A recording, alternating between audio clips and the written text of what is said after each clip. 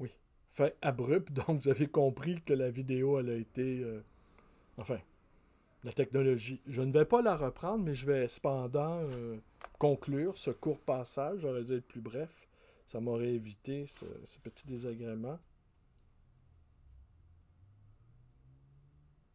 Ainsi semble vouloir s'imposer à notre esprit l'idée d'une ancienneté de cette profession, dont on verra cependant qu'il n'est pas certain qu'elle ait toujours et partout existé sous la forme que nous lui connaissons, à savoir une boutique où l'on vend des livres et où l'on peut entrer pour discuter de leur contenu. Toutefois, si l'on demeure un instant dans l'évocation d'un passé prestigieux, il est assuré que Platon et Aristote, au IVe siècle avant Jésus-Christ, cette fois, se rendaient régulièrement dans des librairies où se réunissaient les auteurs soucieux d'obtenir un jugement de leur père sur leurs derniers écrits.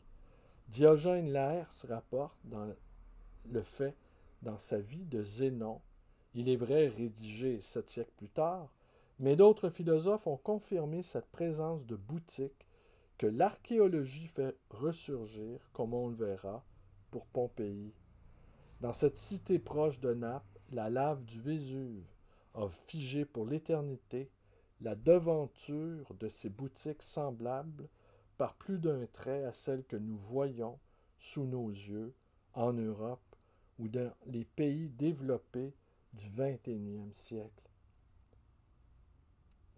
Les affiches vantant les publications les plus récentes ont un air de modernité qui pourrait faire croire à la continuité de pratiques qui disparurent pourtant pendant plus d'un millénaire avant de revenir en force au XIXe siècle, au point de tromper quiconque s'essaie à en faire l'histoire. Alors voilà. Alors je conclus là-dessus.